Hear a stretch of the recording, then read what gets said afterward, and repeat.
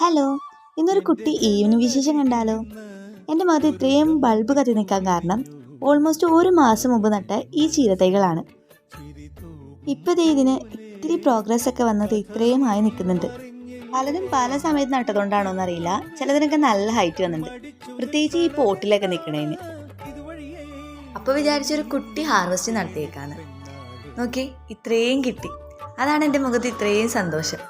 എൻ്റെ ഒരു കുട്ടി ആഗ്രഹമായിരുന്നു വീടിന് ചുറ്റും കുറച്ച് പച്ചക്കറിയൊക്കെ നടന്നത്. അത്രയൊന്നും പറ്റിയില്ലെങ്കിലും കുറച്ചൊക്കെ ആയി.